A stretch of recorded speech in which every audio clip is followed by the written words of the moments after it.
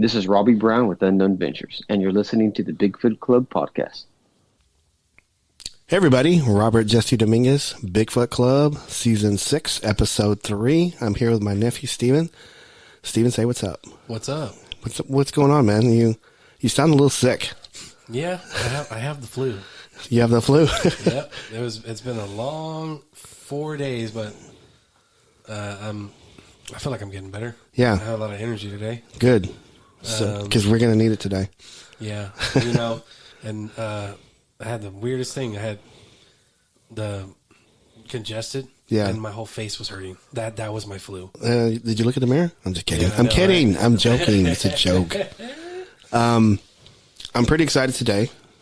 Our guest today is Jonathan Dodd, the artist.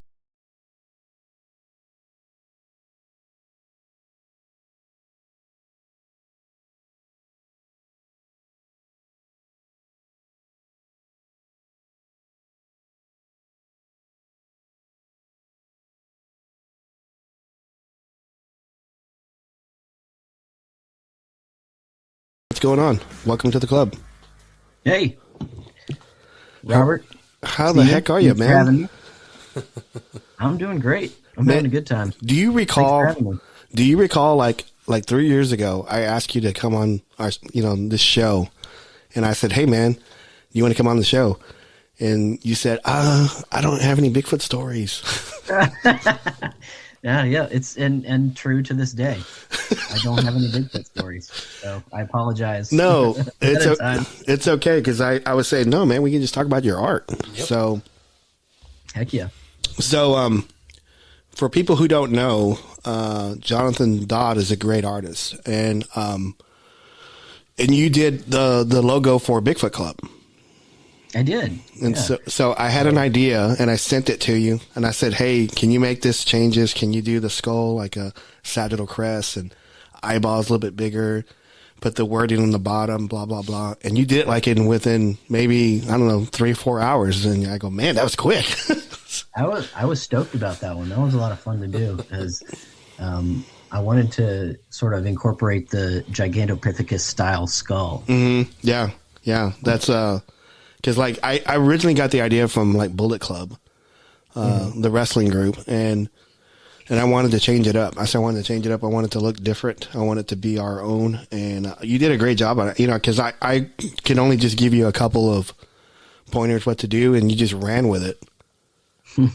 So yeah, I'm really happy with that. And you guys sent me out a shirt. Actually, you sent me one for my brother too, and we rock them all the time. I appreciate it, man. That's awesome. That is awesome. Yeah. So I was listening to Matt's show, Bigfoot Crossroads. Where, Matt is a good friend of our show. Matthew, Reginald, Bartholomew Nappers. That's what we call him. Yeah. And you were talking about a graphic novel. Are you able to talk about that? No, not really. Oh. We're still in very, very early writing stages of that. Mm-hmm. I'm actually right now in an Airbnb with my brother on a writing retreat. Nice. So we're actually working on, we're about halfway through writing it. Okay. So I don't want to talk too much about it, just because. Got it. We're still in the thick of it right now, trying to figure out where the story is going to go and stuff. So yeah, it's pretty early on. I mean, I can relate, because I don't know if I told you, I write for my older brother, Richard Dominguez. He has a comic book called El Gato Negro, and he does his company's called Azteca Productions, and I've written some stories for him, and he'll call me up and say, "Hey, I need this. These are the characters. These are the powers. Go." And I go, okay, and I just start writing it, and oh yeah, because like in the past, he's always been like kind of close guarded of his creation, and I wanted to write for him, and he wouldn't talk to me about it, so I just wrote a story and just sent it to him. I said, here, and he read it like in one night, and he goes, "Hey, this is good." I go, "Yeah, I know." So he goes, "Can you write more?" I go, "Yeah." So I'm writing a story for him right now as a character I made up called El Chingon, and it's a kid. He's like 16, but he looks like he's like in his 30s. He's like, and he wears like a old, luchador mask. Mm-hmm. And he's got like super strength, but he's really innocent but he means well.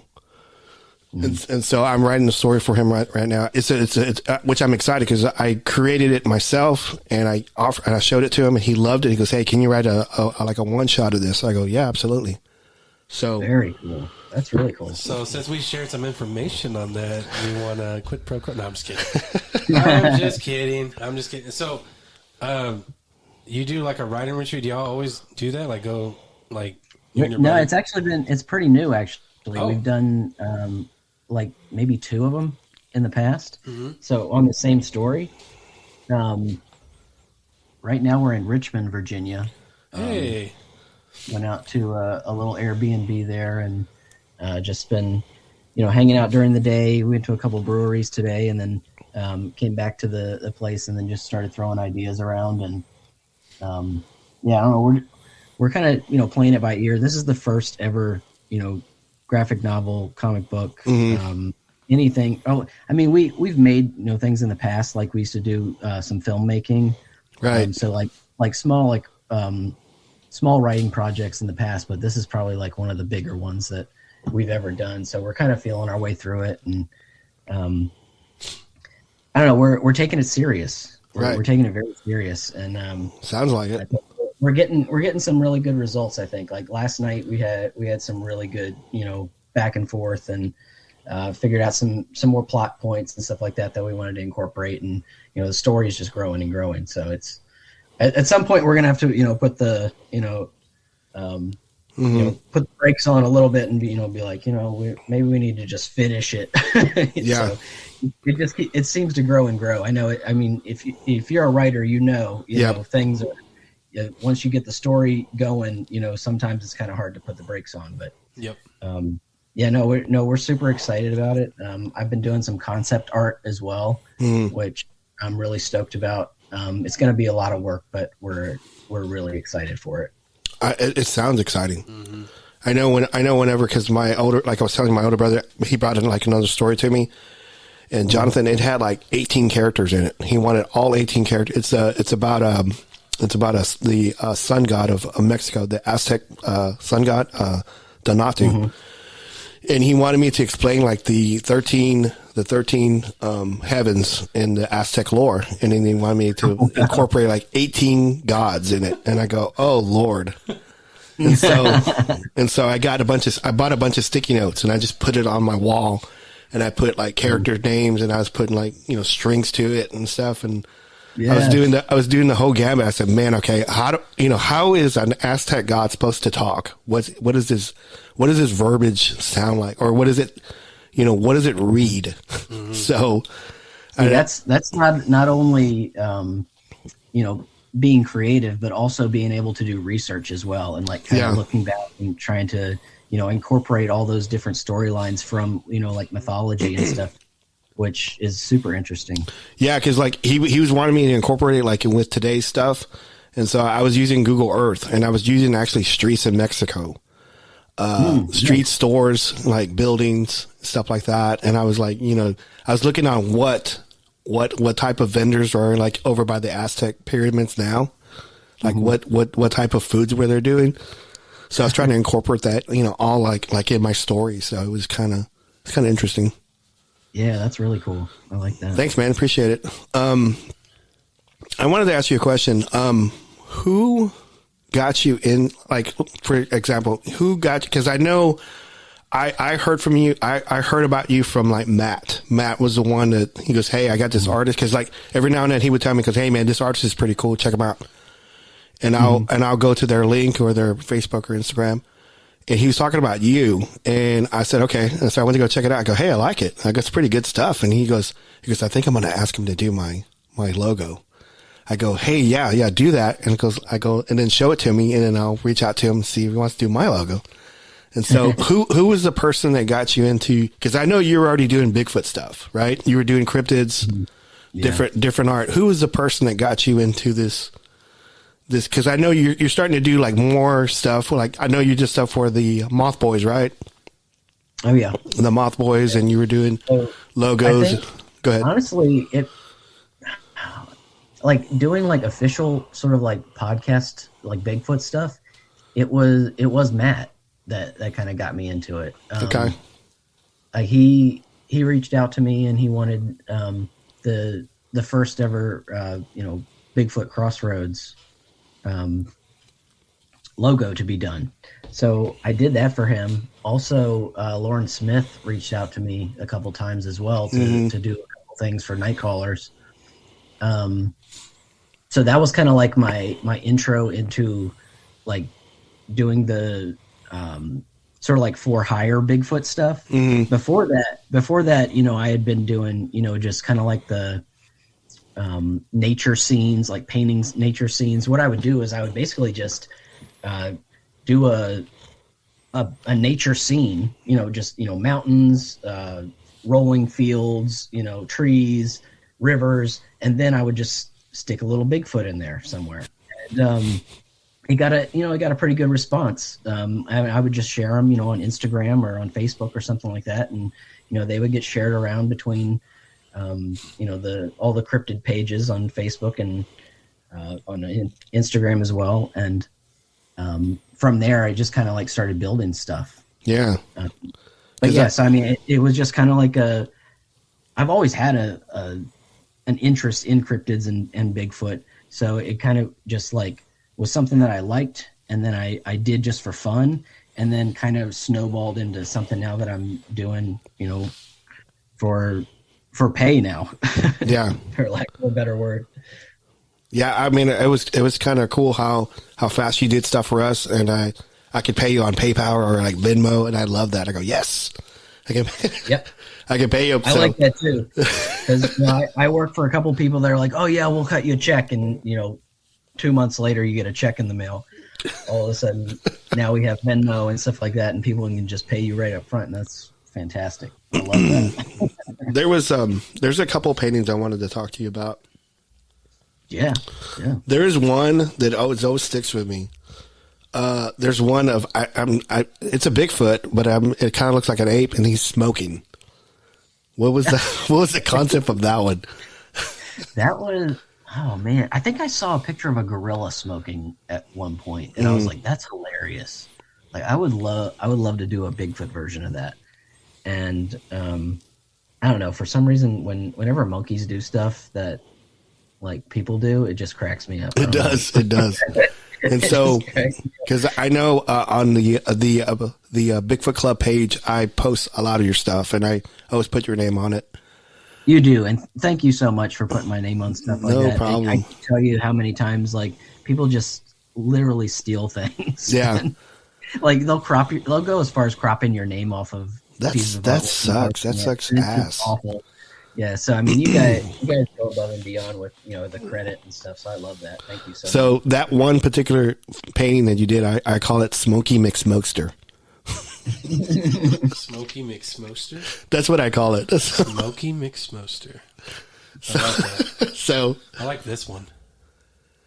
That was there's like a floorboard, and there's like a face, and he's like angry. He's green. Which one is that?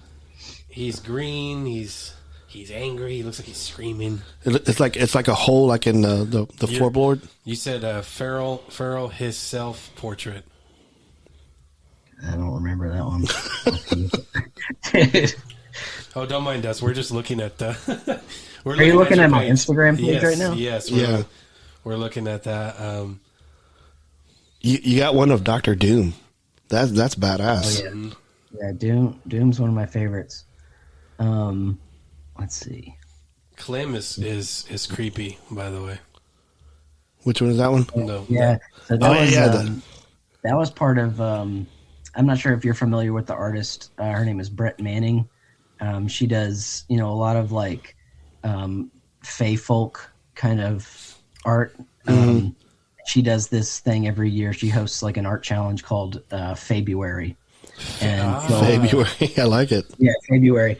And it takes place in the month of February, obviously, and she'll put up like a prompt of a different creature from like Celtic mythology or some sort of fae folk.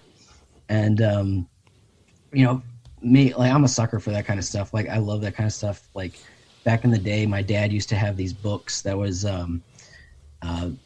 Alan Lee and Brian Froud, or the artists, and they would create, you know, all kinds of different, like, creepy creatures, like giants and elves and dwarves and stuff like that, and different, like, fairies and stuff.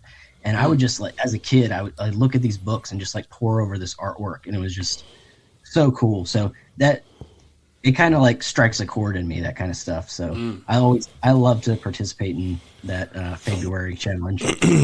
That's awesome. It is awesome. Do you know who Alex Ross is? Oh yeah. So this is what I kind of see. So I call you the Alex Ross of the Cryptid World. Oh man, I need to patent that. I need to put that on something. Because like Alex Ross, he's the one that does all those Marvel covers that are really almost look like realistic. I love his artwork. Yeah, it's like, great. It's great work. Like the very realistic paintings and everything. Like I can remember, like, back in the day, like getting like Wizard magazine. I don't know if you guys ever. Yeah, I do. But like he was in Wizard magazine all the time with his covers, and like me and my brother would look at those all the time and just be like, man, these are just incredible works of art. And I still love how he would make the, you know, like the costumes look like actual, like, cloth, or like actual, you know, like Iron Man, his looked like actual metal. Mm-hmm. Like, yeah, it was shine. It was like shimmer, like shimmer. So stuff. Yeah, that's awesome. Like some of your work also kind of reminds me of Frank Frazetta. You know Frank? I love Frazetta. Because it's like Frank's always did like images of like a situation, like a person, like a warrior and a girl surrounded by a bunch of wolves, and you don't know if they're going to get out of it. Yeah. Yeah. So he throws you right smack dab in the middle of a storyline. Yeah. You don't know where it's going to go. Because like imagination takes you where it's going to go. Yeah, because like some of your artwork's like that. Like there's one of a guy fly fishing, and there's like a Bigfoot coming up or walking around a corner or something like that. And another one is there's like two guys, and it's like in a Arctic type of setting, and there's like a Yeti standing behind them, and you can see his hair blowing. You can see his hair blowing. And I thought that was like, man, that's creepy as hell. I found the best one of them all. Which one? A Bigfoot picking his nose. Wood booger sighting. Yeah. Yep. That was sometimes it's just as simple as a sentence. So now we gotta get him to do like a Bigfoot, like, you know, wiping his butt or something. I mean, they do that, right? I would think so. I would think so, yeah. And get leaves, you know. You would have to. They don't want to get a rash. Yeah. I don't know. For some reason, we talk on Bigfoot Club. We talk about weird shit all the time, Jonathan. I don't know if you. No, dude, I'm down for it. Okay. I love that. Because we like to incorporate. I was just about to ask you, because I know that you, Robert. I know you used to go out into the field looking for Bigfoot. Yeah, Steve, yeah. I'm not sure if you ever went out in the field. I was a tag along. Yeah, he was Okay. like Steven. Let me just tell you, Steven. Like, I kind of raised Steven, and so whenever I would go do my stuff with TBRC, the Texas Bigfoot Research Center, I'd bring him along. He was like, "Well, how old were you? Like 7?" 7, yep. And so he would go to the woods with me. Yeah, so he would go to the woods with me. You know what's up. So what I was going to say was I was wondering, like, because we were on that topic of Bigfoot wiping their butt. Did you ever find any logs? Bigfoot scat? Yeah, logs. Oh yeah, yeah. We found logs all the time. Really? Yeah. Really? Not me. Because I would have done the famous Jurassic Park. That is a big pile of shit. Yeah, but you weren't allowed to cuss back then. Oh yeah, that was 7. Yeah. So 16, maybe I would have got away with it. Yeah, but I think we ended up finding like a couple logs like in East Texas. Wow. So what do you do like in that situation? What do you do? Do you just say, "Hey, that's a big pile of shit," or do you like? Or are you trying to collect samples and stuff like that? We were collecting samples, and I think at the time we were trying to get this guy in Northwestern to take some of our samples, but we didn't tell him what it was. And he was looking for some samples for his class so they could like look at and, you know, determine and stuff. And we used to send him like hair samples all the time, but we would send him scat sometimes. And Ken Marvel was one of the researchers that I was with, the Marvelous Marv. And he was like, Kenny's from Chicago, so he knew somebody at Northwestern, so he got that link up with us. So we used to send him scat. And they would like, it would just come back like undetermined or something, or so. Well, I was wondering about that too, because like, I mean, that's kind of the case with like all the DNA and stuff that people send in too. Yeah. There's nothing to, you know, compare it to. So it's either going to be quote unquote contaminated or like, you can't, it's undetermined. So yeah, cause like where you go from there. Yeah. Cause we were collecting one samples off, in, Lamar County, and it was on the fence line, and it was like this one particular group of Bigfoots used to cross this one barbed wire fence, and so we used to get hair all the time, and like it was early on, probably like in the early 2000s, we were collecting it with tweezers, and what we were putting them in like plastic bags, and then we would like hand it to them, and they would send it off, and it would come back like, you know, like was like human DNA or something, and the guy says, "Are you contaminated? Are you touching it?" And we go, "Maybe." And says, "Okay, we'll use tweezers, use gloves," and we go, "Okay, we would do that." And we send it again, and he would come back, "It's human DNA." Wow. And he goes, "What are you doing with it?" And I said, "Well, we're using tweezers, we're using gloves." "Are you using an envelope?" And we go, "No, use the envelope." So okay, so we started using gloves, tweezers, envelopes. We send it to him. It still came back human DNA. And and these were like coarse, like hair fibers, and it looked like it come off like a horse's tail or something. Yeah, I was about to ask, like, you could like compare it to an animal. Yeah, it was really thick. It was really thick. It was like really thick, almost like you can maybe sew with it. You know. I was going to ask you too on that. Whenever you did find the hair, did you ever try to smell it? See if you can smell like some of it. You know, it's funny that you say that because like some of it was pretty stinky and some of it was not. Like there would be a big clump. There was a big clump on there. It would be pretty stinky. And then as soon as you got near it, you would smell something, or as soon as you put it to your nose. Yeah, as soon as you put it to your nose, it was pretty pungent. It smelled like a wet dog. Oh. So, but anyway, that is their cologne. It's good stuff though. John, I know you've gone in the field since like the last time I asked you to come on the show. Cause like before you had never done any like investigations or, been in the field. Right. But now you've done that now, right? You're a seasoned guy now, right? I don't know if I would say seasoned. I did go out, once with, Alexander Petikoff and, Eli Watson. Is that Hometown Monsters? Small Town Monsters. Small Town Monsters, right. They have a show called Beyond the Trail. And it's basically it's headed up by Alex, and he it's basically like he shoots everything himself. It's almost kind of like Survivor Man, meets Bigfoot. Right. Not Survivor Man Bigfoot, but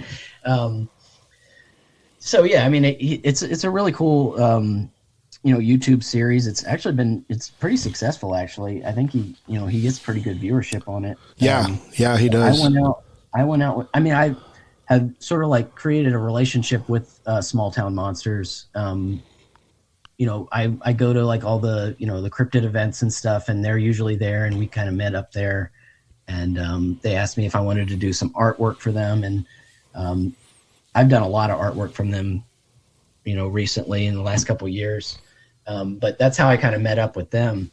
And I heard Alex was going to be, a few hours away from me at one point doing an investigation up in West Virginia. And so I just reached out to him. I was like, "Hey, would you mind if I just like came up and hung out with you?" And he was like, "Oh, dude, come on."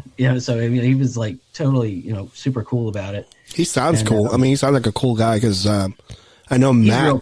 Yeah, Matt got a relationship with him, and I know he's been on Matt's show, and I know Matt and I did like a review of some of his I think documentaries and stuff, And so he seems like probably like one of the coolest dudes, because you see a lot of people on TV.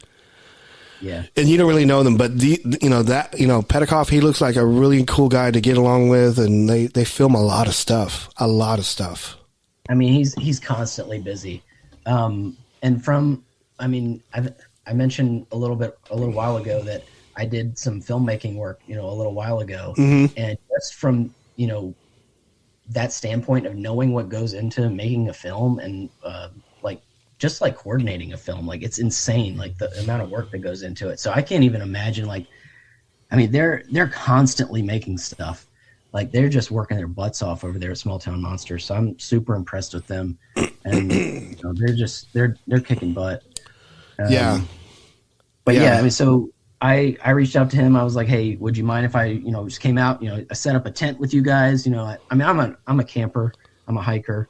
So, I mean, I love doing all that kind of stuff anyway. And I just thought it was a cool opportunity. And so I reached out to him and he was like, yeah, come on out. So, I met up with him and Eli and, another investigator. And we went up to, it was like I think it was Elkins, West Virginia, I believe. So, I mean, it's like super high elevation up there. It's like snow a lot. Like there's so much snow up there. Mm-hmm. We were there luckily, in the summertime, so it wasn't so bad, but I think the elevation's like 4,000 feet or something like that. Mm-hmm. And this is like a super remote area. Like there's one, dirt road that goes in there for miles and miles. So I almost got lost just getting there. But it was a really cool little spot. We were up on, sort of like a ridge, and then there was a swamp down below us. And then across the swamp it went uphill a little bit further, and there was some, like rock formations and stuff like that. So that was kind of like the terrain. Mm-hmm. And so we camped, we hung out, we did, some night investigation. We went through the swamp at night. It was soaking wet. We were, soaking wet all night long. Pitch black, we had like one light, like a headlamp. They had, their thermal cameras and stuff like that. So that was a lot of fun. We didn't really get any, activity that night. Mm-hmm. The day after though, we did. So the first time we went in there, we were in there at night.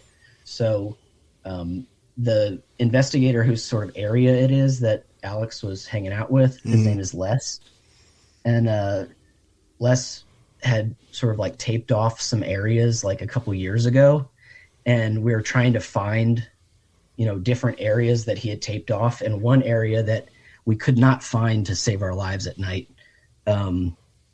But we did actually find it the day after, and you go up this hill and, there's like a rock cairn up there that we don't know who built it, but it's like a big old, stack of rocks up on the top of this hill. And, we also found on that area where a whole bunch of rocks had just been smashed. And we were like, what in the world would be over here smashing rocks? Like, we don't really get this.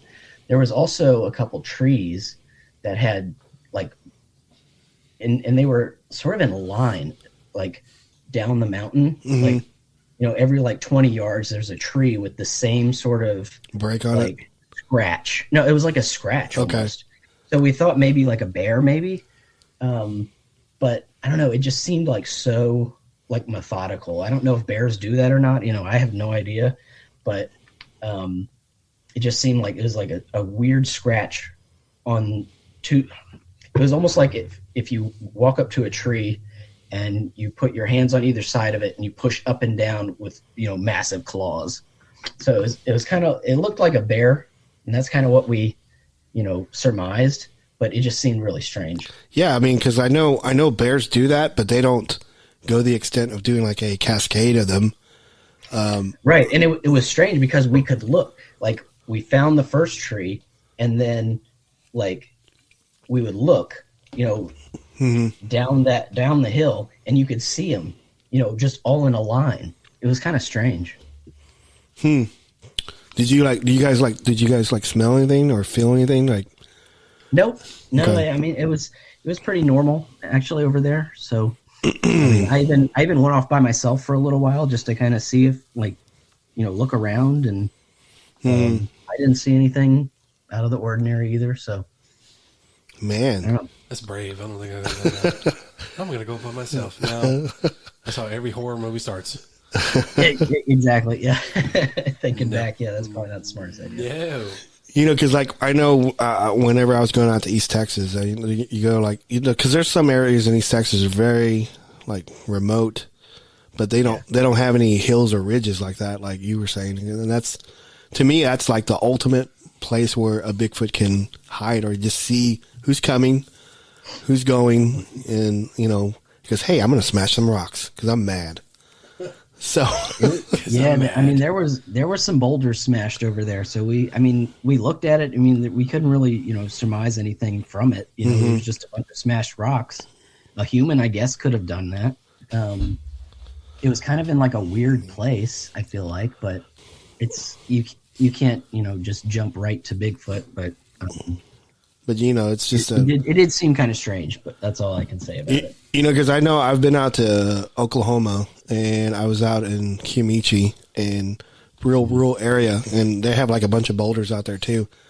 And one of my friends, has got a cabin, and so we used to go out there and go looking for Bigfoot, and then we would sleep in the cabin. In the middle of the night, he had an outhouse, so we would come outside to go use the restroom. And I could hear like at 3 a.m, someone just going to town on a boulder, just with another rock, just like bam, just pounding a rock. Like all night long, from 3 to like 5, just pow, pow. You could hear it like maybe 300 yards away, and they were like, it's probably further, but it was just like it was echoing so loud. And I would get out to go pee, and it was like pounding, pounding, pounding, and I yelled really loud at the top of my lungs, "I hear you!" and it would stop for like 7 seconds, and then go back to doing it, pow, pow, pow. Wild. And You should have said, "Stop it." I know. Yeah. I should have said, "Stop it, bitch." Something like that. So, Quit with all that racket over there. but we used to get stuff like that all the time, Jonathan. We used to get like something coming in the back of the cabin and slapping the cabin and then running off. And See, that would freak me out. That would freak me out. I'd be Like more that, pissed. and then you always hear about people in tents, and they're just like circling tents. Yeah. That would freak me out too. so I was talking to this one guy this past week at work, and I was telling him about the podcast. And then he just, because like whenever I start telling people about the podcast, they just start telling me stories. I'm sure whenever you're at the conventions and you're doing your art or showing your art, people just walk up and start telling you stories, right? Oh yeah, it's one of my favorite parts of doing this. So. So this one guy walks up to me. He goes, "Hey, I listen to your podcast." I go, "Okay." He goes, "Hey man, I was in Colorado last week." I go, "Okay." He goes, I was on this ridge, and like, we were camping next to a river, and the river was like on a decline, and across the river there was like a cluster of trees, like a tree line. He goes, I was sitting there, drinking and having, had my buddy with me. We had the fire going, and we were just talking, and we saw across the river on the tree line these set of red eyes really high off the ground. I go, how far off the ground? He goes, I don't know, but it's pretty high. And he said he noticed it for like 10 minutes. And then eventually, he mentioned it to his friend, and his friend goes, "Do you see it too?" He goes, "Yes." And then whenever they both looked at each other, it was gone. Of course. And then I asked him, I go, "How did you feel about that? Did you feel scared? Did you smell anything? Did you hear anything?" He goes, "No, I didn't hear anything. It was gone." So It was watching them. yeah. So, I don't know. Did you know that creeps people out or creeps anybody yeah, out? of course they know that Well, then why would they do that? because they want you out of the area. Well, Yeah. be a man or a Bigfoot. Go up there and be like, "Get out of here, please. This is my property." Hey, I'm sorry, man. Your Bigfoot etiquette, is that what this is? That's Bigfoot etiquette right there, man. I think Jonathan would agree. Because, Oh yeah, I actually I have a strange eye shine story. Go. I don't know if you guys want to hear about Absolutely. Of Absolutely. course. it. Or not. Okay, so actually, it was the last writers retreat that me and my brother were at. We found this little cabin It was a cabin. It was built in the 1920s. It's basically an area where it's like basically in a holler. So like right next to a creek, and then there's two hills that go up the side, and the cabin's just like right there in the middle. And, so it was a super old cabin. It has a really cool little path that goes all the way down to the New River. So the New River is in Virginia. And evidently there's some Bigfoot activity out there on the New River. I think there was I can't remember what show it was on, but I heard recently a podcast show of someone who saw a Bigfoot and thought it was a gorilla on the New River. So that was kind of cool. But anyway, we were out at our writer's retreat, and it was about probably, I don't know, 2:30 in the morning, 2:30, 3 o'clock in the morning. My brother's dog gets up and is kind of walking around the cabin. So I figure she needs to go outside and go to the bathroom. So I get my dog up, and I'm going to take all the dogs outside to go to the bathroom. And it had rained that entire day, and we all went outside, and it was super foggy. So I had one headlamp, and I had it in my hand, and I was just kind of like shining it around as the dogs were outside, sniffing around and going to the bathroom. And I caught some eye shine right above the cabin, like up the hill. And I couldn't see it. I know you guys know, if you're out in fog and you have a light, you're not seeing a whole lot. Like it's actually, you can't see a ton. But what I could see were two pairs of eye shine up on the hill. And so the one on the left was green, and the one on the right was orange. And I was like, that's kind of strange. So I was just like sitting there, like pointing the headlamp up the hill at these eyes. And this is the weirdest part. It looked like the orange one looked to the green one, and it looked back, and then the orange one turned its head and just kind of disappeared, left the area. And then the green one squared up on me. Like, I could tell it looked straight at me, like into the light, and at that point I was like, okay, this is really weird. I think I should probably go inside. So I collected the dogs and we went back into the cabin, and it didn't even, other than being strange, it didn't really, hit me until like much, much later that like how strange that was. Yeah. Like, the two pairs of eye shine were different colors, so possibly two different species of animal. I don't know. Yeah. Or we're just hanging out up there and we're communicating with. I don't know. Like it was super weird. So I don't know. I would love to get your guys' take on that based on what I just told you. Right. I can't say that was Bigfoot. Right. Right. There's no way to tell. I didn't see anything except for glowing eyes. So, did the dogs react to it at all whenever you noticed it? I don't think so. No, I didn't really pay attention to them, to be honest with you. I was kind of like zeroed in on them. I think they were just doing their business. How did you feel whenever you saw it? Did you feel nauseated, sick? Nope. Scared? Nope. Nothing? No. And that was kind of weird too, because what if that was a mountain lion or something? Like, that could be potentially very dangerous. Yeah. To be that close. I was probably, 15, 20 yards from this eye shine. Yeah. It was uphill, and I was, at the bottom of the hill looking up. But that could be very dangerous. And I didn't get any kind of like weird feeling about it. It was just kind of like, oh, there's something up there. Are there panther sightings in that area? I don't know. I'm sure there are. Didn't you say it was in Richmond, right? Or you're in Richmond now? No, this is Fries, Virginia. Fries, I believe you spell it. Fries, Virginia, and it's right on the New River. Yeah. I know there's Dumfries, but I always call it Dumfries. Yeah. Because I used to dispatch in that area, Fairfax and Richmond and Norfolk and Virginia Beach, all that stuff. So I kind of know the area a little bit. Yeah. Fredericksburg, all that stuff. But yes, I'm from Fredericksburg originally. oh, okay. And then moved to Richmond. But yeah, so we were out west, sort of, west of Richmond in this place called Fry's, Virginia. It's mountainous. It's a mountaineer area. Lynchburg, right? That's west of Virginia. Yeah, it may be. There's Lynchburg, and then there's oh man, I can't think of the other name. Like Charlottesville. There's Charlottesville, Christiansburg. That's what I was thinking of. Oh, okay, yeah. Christiansburg is right over there by Roanoke, and I mean, most animals like raccoons and just critters in general usually give off like a yellow. Like even panthers give off yellow eye shine. well, that's right. That's right over there by George Washington and Jefferson National Forest.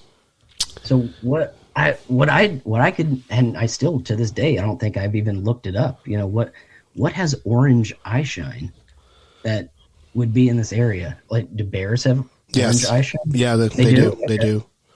Do they have green eye shine as well? Like, can they change? I don't think. I mean, maybe some species do, like maybe a brown bear or something like that. But most black bear, they have like a we have fiery. black bears here. I don't think we have brown bears. I think they have a fiery orange one, but the green one that kind of throws me. Let me type that up real quick. Hold on. It's mostly foxes, cats, dogs, raccoons. With the green? With the green one. Wow.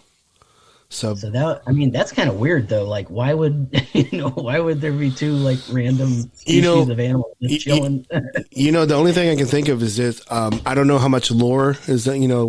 What Native American group is there in that area? Do you know? In front. See, I'm not as not as familiar with that area of Virginia, but I know, like, let's see. We have Pamunkey sort of now out where I am. Mm-hmm. I'm trying to think what else. I mean, the reason why I was saying is because like some Native American lore, they have like stick people, they have, skinwalkers, they got like changelings. That's freakier than Bigfoot, man. Yeah, yeah, it is. I will say that, and I didn't mention this before. That was the second night that we were there. The first night that we were there, me and my brother and the dogs did a night hike down to the New River. So there's a little path that goes. It's not even a quarter mile, but it's through the woods and down the mountain and stuff like that to the river. And we decided to go totally lights out. Like, lights out, let the dogs lead us. And it was scary, but it was a lot of fun. And I was thinking, later on, like, that's kind of like a tactic that, Bigfoot hunters do. Like, they go out, and do these little hikes and stuff and then try to bring stuff back in. Yeah. So, I mean, maybe it drew something's attention, when we did something like that. Who knows? It's kind of like checking you out, see who's at the cabin. Let's see who's at the cabin. Yeah. Because I know we did a story, I think earlier this year or last year, and the gentleman was in North Carolina, and he was talking about he went up to a cabin, and this Bigfoot just came out. I guess was testing the water, see who was there, and just showed up, and then like went on his porch, looked through some trash cans, and then left. What? So, and I go, how many nights were you there? He's just there one night. And whoa, they saw this Bigfoot like on the porch. I think these like Airbnb type cabins where there are people there every now and then, they draw a lot of attention. Yeah. And stuff like that, I feel like. I would. And go ahead. We generate a lot of trash when we're there as well. So, it's a easy food source, I think, as well. Yep. I like the next retreat you go. I would go to the BFRO website and just look up the county and just see how often you get Bigfoot sighting in that area. If you get like one or two, there's probably like 10. Yep. And if you get 10, there's probably like 20. 20 or 30, they're not being reported and stuff. So, I don't know. The area definitely looks squatchy. Like we were there, and like the whole time we were there down in this holler, it was just like foggy and spooky the entire freaking time. Like it was wild. Like it was like the perfect writing environment for the subject matter we're working through. So we were like stoked about it, but like, yeah, man, it was like a weird atmosphere the entire time. On these retreats, have you ever experienced anything paranormal? I was about to ask that. Not so far, no. Okay, well, that's good. That is good. That is always good, because I feel like that would retreat your trying to retreat to write or come up with stuff. Get good night rest, you know. No pun intended. No pun intended. Yeah. But that's good though. The eyesight shine, that is creepy though. Yeah, I don't know. It could have been a mountain lion. I don't know. Could have been a bear. Yeah, I mean, I can't say what it was. All I can say, it was kind of strange. And looking back on it, it kind of like made me think twice. Like, what was that? Like, that's so weird. You know, I'm a heavy believer in this because like all the people that I've talked to, Jonathan, is that, you know, there's always like some sort of like when someone talks to me about a Bigfoot stuff, I always come back and I ask them more questions, and it always gravitates around infrasound or EMF, and so now if I go back in the field, I'm always going to take me a K2 meter, no matter what.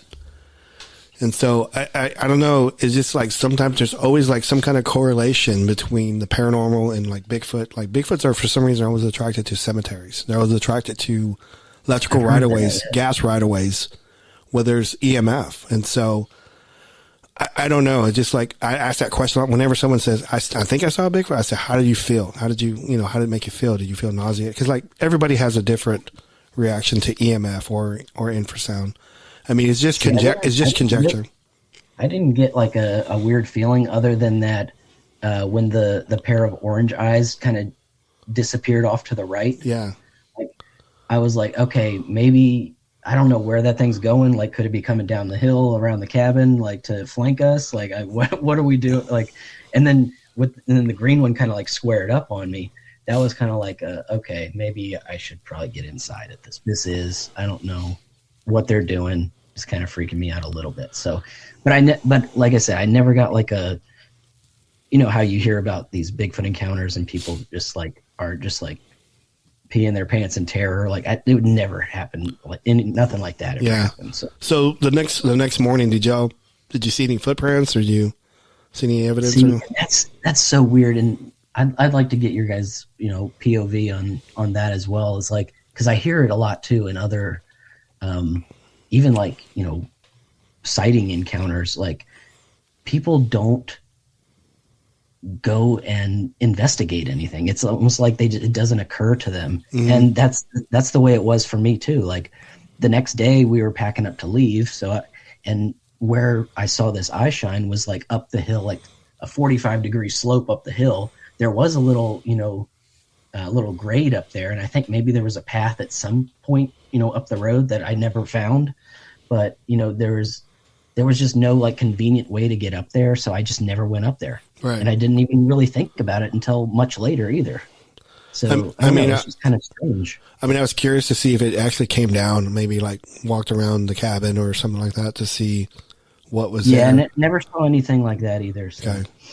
Cause it could have been easy. Cause like you said, it had just rained. Right. And so footprints should have been pretty easy to see and stuff. Okay. I was just curious about that. You're right about that. A lot of people don't go back and look at stuff because most of the people that we end up talking to, you know, don't, you know, plan on seeing a Bigfoot or a creature or something, and they'll just leave. Like, okay, I'm gone, you know, and I don't know. See, it was almost just like I didn't even think to do it. Yeah, and until much later. Yeah, because I can tell you off experience. I know I was walking down a trail once in Oklahoma, and I walked down an area, and then I got called back on the radio to come back to base. As I came back, as I was walking back, I was walking up this trail, and something crossed the trail before, I guess, whenever I passed it the first time, and it was like a little puddle of mud, and water, and there was like maybe like a 14-inch print in it, and you could see like the toes and the foot, the heel, and the water was still moving. Oh, dude, you sent me that picture. Yes, that's the one. Because I did a portrait of it, or a picture. Like I drew a picture of it with the casting material in there. And Yes, exactly. Yes. Yeah. Dude, that was a great photo. Too. Yeah, that freaked me the heck out because we were walking back, and I was walking back with my buddy Tim Clay. He's not with us anymore, and I go look. I pointed out, I go, that was not there before. So, wow. So this was like around like 9 o'clock in the morning. So it was like this thing was like circling us and just checking us out. We didn't even know it. They were brave, and they were quiet too. Yeah. But that's wow. Yeah, that's weird to see the water still moving. That was freaky. I think you told me that too, and I thought, man, it just happened. It had to just happen. Yeah, because I wish I had it on video. That's what I wish. I go, man, it has showed you how real that was, and it's crazy. It is crazy. We're coming up on an hour, Jonathan. We're like 53 minutes in, so we usually do like an hour. Okay. Time flies. How does the people at Bigfoot Club find your artwork and try to purchase it? So probably the easiest way would either be my website, which is jonathandodddraws.com. And then if you want to, there's other links too, like through my Instagram, which is jonathandodd_draws. There's a link tree there, and you can, check out my t-shirt shop or my, my print shop. I think my website's on there as well. So, that's probably the easiest way to do that, either website or Instagram. And then people can reach out to you and like maybe commission some stuff for you, stuff like that.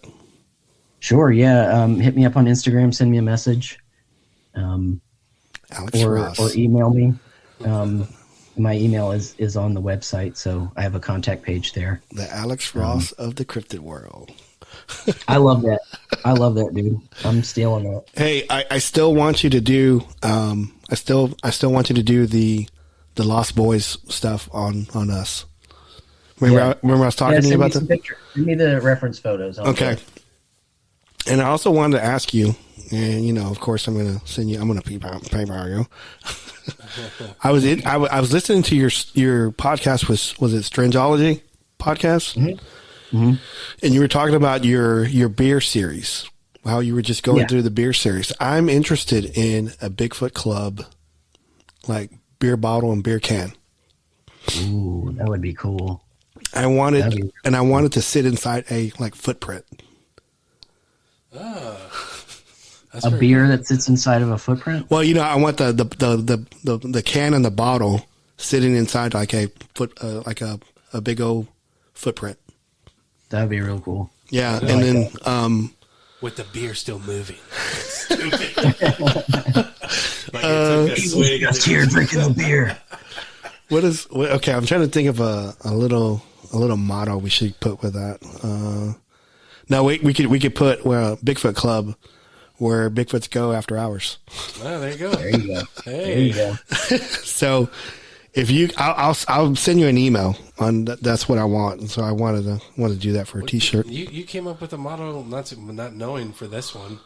You asked me a couple episodes back, where did Bigfoots go to party? Yeah. No, I said where do Bigfoots go after hours to party? Oh, to party. I said, I don't know, a cave? Rave in a cave? Rave in a cave. And I said, no. No, Bigfoot Club. Oh, yeah, duh. So, yeah, man. Yeah, they go party with us, and they listen to our podcast. Yep.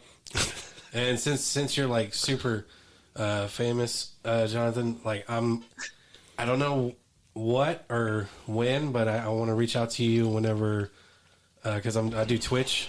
And I'm trying to figure out I have a logo for my Twitch, but I'm trying to figure out what I want to do.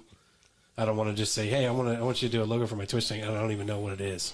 So I want to come up with some ideas and reach out to you and see what you can come up with, because I like your artwork. So thank you. Yeah, hit me up. I definitely will. Jonathan, I have one more favor for you. Yes, sir. Can you do a soundbite for me? Yeah. Can you do? Hey, It depends on what you want me to say. I want you to say, "Hey, this is Jonathan Dodd, and you're listening to the Bigfoot Club podcast." Say, this is Jonathan Dodd, the creator of the new graphic novel that you're making, and you're listening. I tried, man. I tried. All right, you ready? Yep. Yes. Hey, this is Jonathan Dodd, and you're listening to the Bigfoot Club podcast. One take. One take. That's awesome. I was doubting myself a little bit. I was like, did I say everything? No, you did. It usually takes people like 3 or 4 takes to do it. And I think Jonathan and the people from Australia. God, they were like one take. Yeah. They were like, what did we say? And then what was the Australia one? We went through this period because I interviewed Sarah Bignall. She does Yowie Central podcast. Mm-hmm. She's like one of the biggest podcasts, down in Australia. And I interviewed her, and then she got me to interview Yowie Dan. We did Gary Lynn.